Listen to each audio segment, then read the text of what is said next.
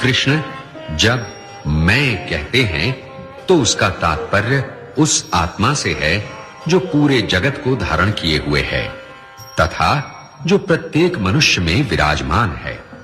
उस आत्मा की खोज को ही कृष्ण कहते हैं मेरी खोज, और उस आत्मा की भक्ति में लीन होने को कहते हैं मेरी भक्ति में लीन होना।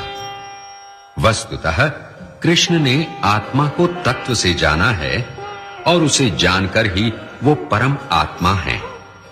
इसी कारण कुछ लोग गीता को परमात्मा का कथन मानते हैं, भगवान की वाणी मानते हैं, क्योंकि जिसने भी अपने भीतर स्थित आत्मा को तत्व से जान लिया वही ईश्वर हो गया और उसकी वाणी परमात्मा की वाणी। गीता इसीलिए ईश्वर की वाणी है और इसीलिए श्री कृष्ण का मैं न तो अहंकारी है न स्वयं उस श्री कृष्ण के लिए है जिसने शरीर धारण किया है, बल्कि इस मैं का संबोधन बोध कराता है मेरी भक्ति में लीन होने के लिए, उस आत्मा की भक्ति में लीन होने के लिए जो प्रत्येक मनुष्य के भीतर उपस्थित है और जिसे तत्व की सहायता से जानकर हम स्वयं परमात्मा श्री कृष्ण को अपने भीतर विराजित कर सकते हैं।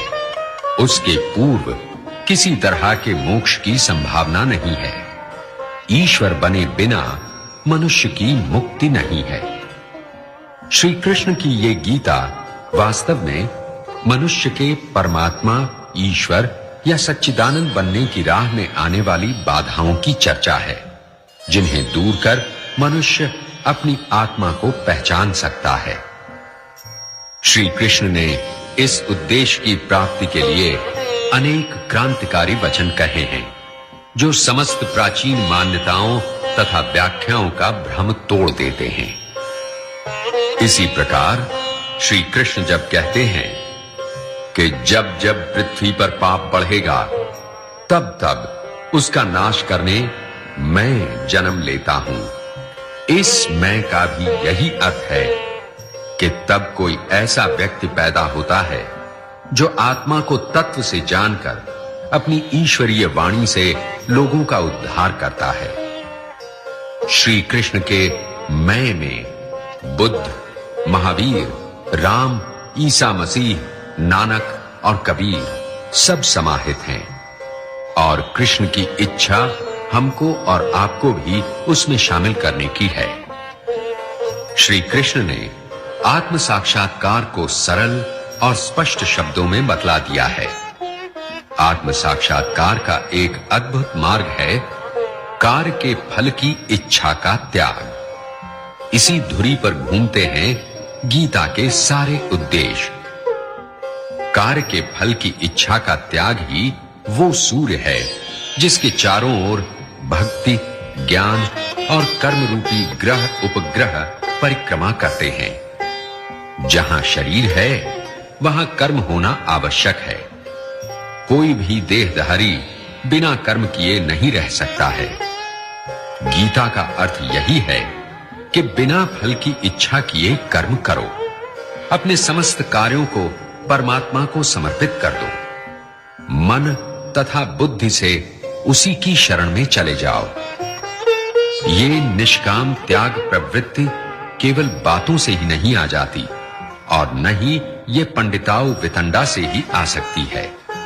वैसे पढ़े लिखे और पंडित लोगों में एक प्रकार का ज्ञान होता है।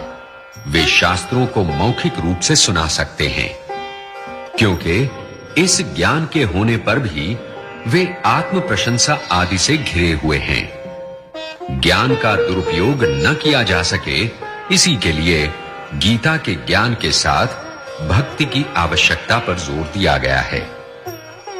यही नहीं, भक्ति को महत्व भी अधिक दिया गया है। भक्ति का अर्थ प्रेम और करुणा से भरा ऐसा हृदय है जो सबसे डूबकर प्रेम कर सके, न कि भजन आदि बाहरी कृत्यों को करने वाला मनुष्य। बिना प्रेम वाले हृदय के ज्ञान अनुपयोगी है। इसलिए गीता में कहा गया है कि भक्ति करो प्रेम करो, ज्ञान अपने आप उपलब्ध हो जाएगा। भक्ति पूजा का बाह्य आडंबर नहीं है। गीता में जिस भक्ति को आवश्यक बताया गया है वो कोमल हृदय की कोरी भावुकता मात्र नहीं है, और उसे अंधविश्वास मानना बुद्धि की दरिद्रता होगी। गीता द्वारा प्रतिपादित भक्ति का बाह्य आडंबर से कोई संबंध नहीं है। एक भक्त चाहे तो अपनी इच्छा से माला, तिलक आदि धारण कर सकता है, लेकिन ये वस्तुएं सच्ची भक्ति का प्रमाण नहीं है। जो सरलता और दया का भंडार है, लेकिन फिर भी जिसमें अहंकार नहीं है, जो निस्वार्थी है, जिसके लिए शीत और ग्रीष्म समान है, जो हर्ष, विषाद और भय से विचलित नहीं होता, जो शत्रु और मित्रों के लिए समदृष्टि रखता है, जिसे मान अपमान प्रभावित नहीं कर सकते, जो उनसे अविचलित रहता है, जिसे शांति और एकांत प्रिय है, जिसकी बुद्धि निर्मल और निष्पक्ष है, ऐसी सच्ची भक्ति ही आत्म साक्षात्कार करवा सकती है। यही गीता की ध्रुव की तरह अटल सत्य शिक्षा है। वो जो कर्म को त्याग देता है, गिरता है। वो जो केवल फल का त्याग करता है, उन्नत होता है। लेकिन फल त्याग का अर्थ ये नहीं है कि परिणाम के बारे में उदासीन हो जाएं।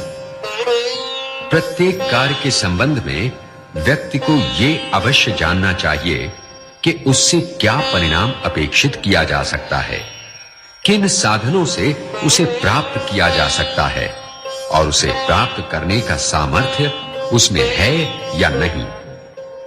वो जिसके पास पहले से इतनी जानकारी है, उसे फल के बारे में रत्ती भर मोह न करते हुए कार्य की पूर्ति के लिए संपूर्ण रीति से उसमें तल्लीन होना चाहिए।